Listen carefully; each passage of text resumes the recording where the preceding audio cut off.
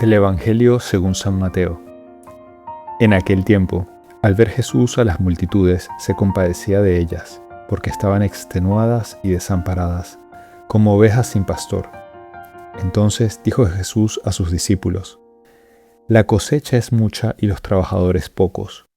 Rueguen por lo tanto al dueño de la mies que envíe trabajadores a sus campos. Después, llamando a sus 12 discípulos, les dio poder para expulsar a los espíritus impuros y curar toda clase de enfermedades y dolencias. Estos son los nombres de los 12 apóstoles. El primero de todos, Simón, llamado Pedro, y su hermano Andrés. Santiago y su hermano Juan, hijos de Zebedeo. Felipe y Bartolomé. Tomás y Mateo, el publicano. Santiago, hijo de Alfeo, y Tadeo. Simón el cananeo, y Judas Iscariote, que fue el traidor.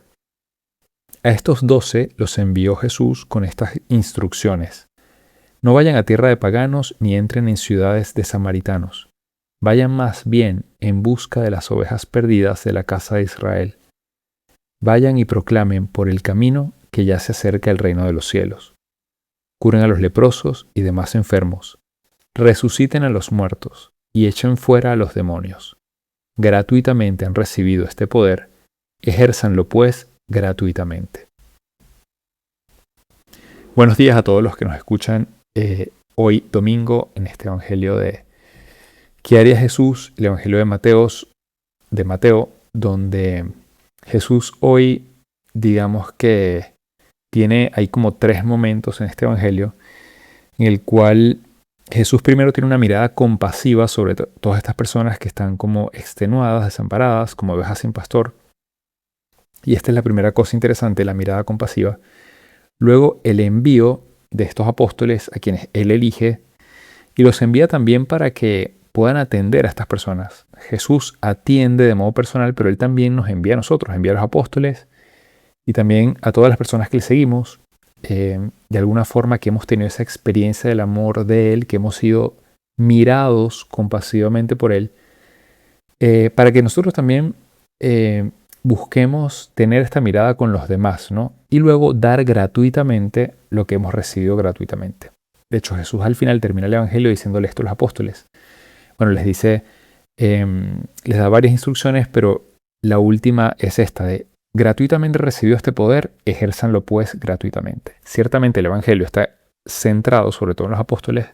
Podríamos quizás solamente limitarlo a los apóstoles y a las personas que han sido llamadas a tener una vida como más cercana a Cristo en el seguimiento, digamos, a los sacerdotes, a las personas consagradas. Pero al final Dios también llama a todos. O sea, todos los bautizados están llamados a predicar, todos los bautizados estamos llamados a ser testigos del amor de Cristo a los demás y también a dar gratuitamente eso que hemos recibido. Entonces, empiezo con una cosa interesante hoy y es esta frase cuando Jesús dice que miró a toda esta gente y se compadeció de ellas. Resulta que en griego, que es la lengua en la que fue escrita la Biblia en la época de la dispersión del pueblo de Israel, como en toda esa época el griego era como el inglés de hoy, y con la diáspora los hebreos se habían esparcido por varias regiones, pues la Biblia se tradujo, que es la famosa llamada Biblia de los 70, la Biblia de las 70, en griego. Entonces, generalmente los estudiosos de Biblia estudian el hebreo, que digamos que es la lengua original, pero en esa época, digamos que la Biblia más conocida y usada era la de la 70, que ya ha sido traducida al griego, porque el griego era la lengua más hablada en la época. Y como estoy diciendo aquí, los hebreos estaban un poco dispersos por varias regiones, no solamente estaban en Judea o la región típicamente del pueblo de Israel. Entonces usan una frase en griego que medio pronunciado aquí malamente sería esplanchnizomai, y esto significa conmoción de las entrañas. O sea, es como... Y es interesante porque en el Evangelio ese verbo es usado por los evangelistas y por Mateo solo para referirse a Jesús. Entonces, es como Dios cuando nos mira y Dios cuando ve a sus hijos extenuados, cansados, y no solamente con problemas, sino también heridos, porque a fin de cuentas estamos también heridos por la vida, por cuestiones que hemos vivido, que hemos sufrido, en nuestras familias, en el colegio, de personas cercanas. Los seres humanos, lamentablemente, en el fondo todos tenemos alguna herida. Hay gente que tiene heridas más fuertes. Yo recientemente conocí a dos personas que les tocó crecer de pequeños en un orfanato por problemas con sus papás, uno por también porque bueno, su papá murió, luego la mamá no podía mantenerla.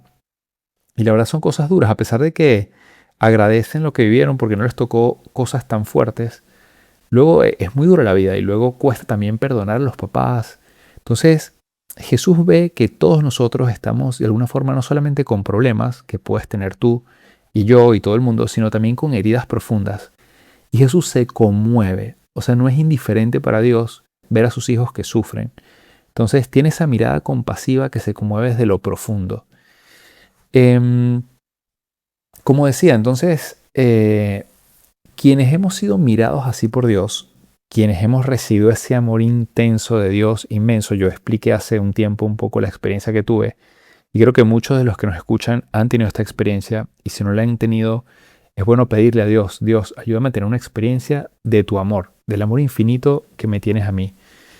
Entonces, bueno, cuando uno ha tenido esta experiencia de un amor gratuito que yo no lo merecía y Dios me amó tanto y me dio tanto y me perdonó tanto con su misericordia, pues nace el deseo de también dar gratuitamente, ¿no? Y Jesús al final lo dice. Bueno, primero, uno casi que sin necesidad de que Dios te envíe, uno quiere expresar toda esta experiencia que ha tenido. No sé, las personas que nos escuchan cuando se han sentido muy amadas por Dios, cuando el acercarse a Dios les ha dado como una experiencia de paz, es lógico que tú quieras salir al mundo también a que otros tengan esa misma experiencia de paz que tú has tenido. Casi que ni hace falta que escuches este mandato de Dios que te envía, ¿no? Pero bueno, Jesús también nos envía a todos, ¿no? Y luego a que demos eso también gratuitamente, a que también tengamos esa mirada, ese servicio, ese amor a los demás, sin esperar nada a cambio.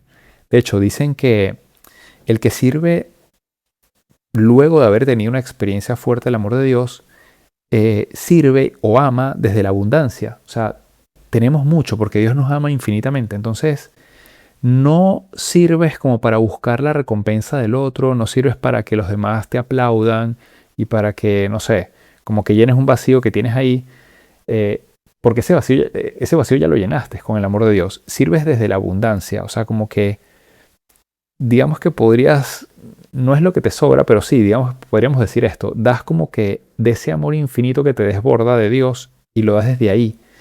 Y no porque necesites algo, sino porque quieres transmitirlo. Entonces yo les invito mucho hoy al escuchar este evangelio, primero sentirse muy amados por Dios, hacer una oración donde a veces no solamente pidamos a Dios cosas, sino dejarse amar, o sea, dejarse sentirse amado por Dios, sentirse mirado compasivamente por Dios. Y luego, pues también pedirle a Dios la gracia de Señor, también ayúdame a amar como tú amas, ¿no? Y podríamos, para terminar, les invito a hacer algo como recordar 5 cosas que ustedes han recibido gratuitamente.